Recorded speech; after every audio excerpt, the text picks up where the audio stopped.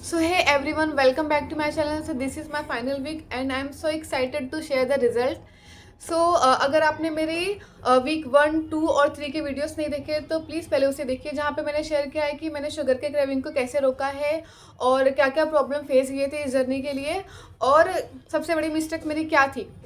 So guys, जैसे कि मैंने बताया था कि वीक 3 में भी मुझे प्रॉपर रिजल्ट नहीं मिले थे जैसे मुझे चाहिए था। वीक 3 में मुझे ये रियलाइज़ हुआ कि सिर्फ शुगर अवॉइड करने से ही पिंपल्स ठीक नहीं होंगे। इसके अलावा भी बहुत सारी चीज़ें होती हैं जो आपको अवॉइड करनी पड़ेगी, जैसे कि बाहर के फास्ट फूड हो गया। वीक 3 में मैंने प्रॉमिस किया था कि वीक 4 की वीडियो के लिए मैं कुछ भी बाहर की चीज़ें नहीं खाने वाली हूँ।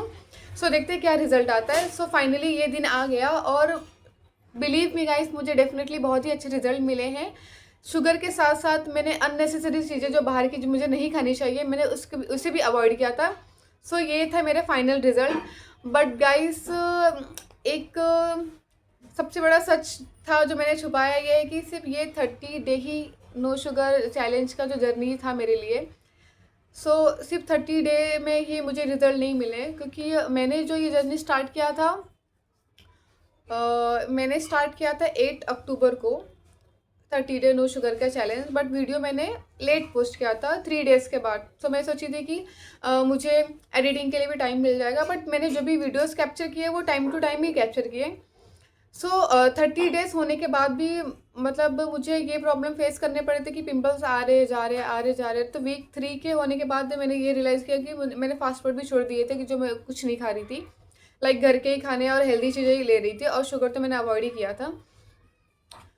ये सब करने के बाद वीक 4 में भी मुझे कुछ कुछ पिंपल्स थे, जो जिसके वजह से कि मैं थोड़ा बहुत लो फील कर रही थी कि रिज़ल्ट तो मिलने ही चाहिए करके जल्दी। बट मैंने बहुत ही पेशेंस रखा इस चीज़ के लिए। सो फाइनली आज डेट है 9 दिसंबर। इतने दिन लगे मुझे ये चैलेंज करने के लिए, मतलब प्रॉपर रिज़ल्ट के लिए। ये है मेरा फाइनल लुक। आप देख सकते हैं मेरे स्किन पे पिंपल्स अब नहीं है, बट जो भी पहले के डार्क स्पॉट है वो रह गए। ये सब मैं फ़ोटोज़ भी शेयर कर दूंगी आपको मेरी स्किन की, इसमें अगर प्रॉपर नहीं दिख रही तो।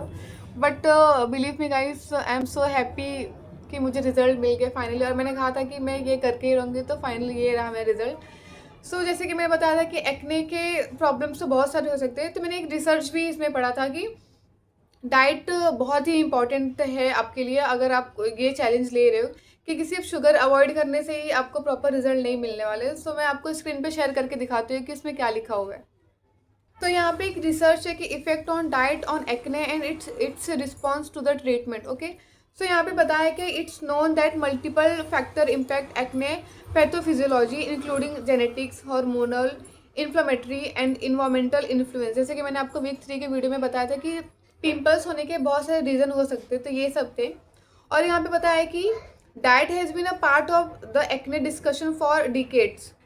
ओके, तो यहाँ पे दिखा रहे हैं कि several study has evaluated that significant of the glycemic index of various food and glycemic load in the patient with acne, demonstrating individual with acne who consume diet with the low glycemic load have reduced acne lessen compared with the individual on high glycemic load diet। यहाँ पे ये कहना चाह रहा है कि जो glycaemic index means कि जिन फूड में ग्लूकोज ज़्यादा होता है, अगर ऐसी चीज़ों को आप ज़्यादा कंज्यूम कर रहे हो तो वो क्या करता है, ये रीज़न हो सकता है कि एक्ने आने के। इसमें क्या होगा, आपके ऑयल का प्रोडक्शन बहुत ज़्यादा होता है जिसकी वजह से, और इंसुलिन का लेवल भी हाई होता है जिसकी वजह से पिंपल्स आने के रीज़न होते हैं। तो यहाँ रिसर्च प्रॉपर सूट हो रहा है मेरे ऊपर, कि इसीलिए मैंने अपने डाइट को थोड़ा कंट्रोल किया और बाहर की चीज़ें मैंने बंद किए थे, जिसकी वजह से मतलब ग्लूकोज वाली चीज़ें जो भी है जिससे शुगर ज़्यादा होते हैं, ये सब चीज़ें मैंने अवॉइड किया।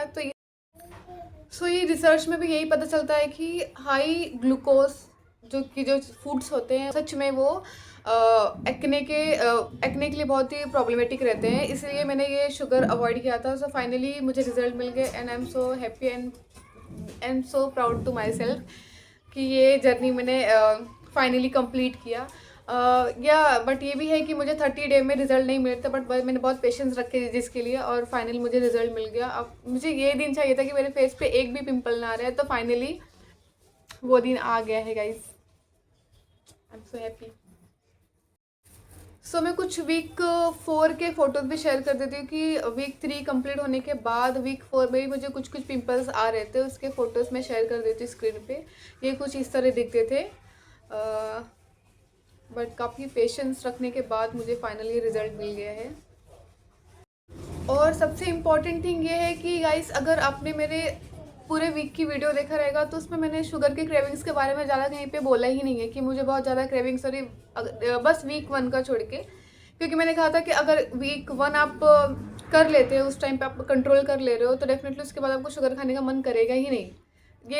ये सच में, क्योंकि मैं आपने वीक 2 और 3 के जो भी वीडियोस मैंने देखे, मैंने वहाँ पे कहीं पे ये शेयर नहीं किया कि मुझे बहुत क्रेविंग्स हो रही है मीठा खाने की, ऐसा कुछ।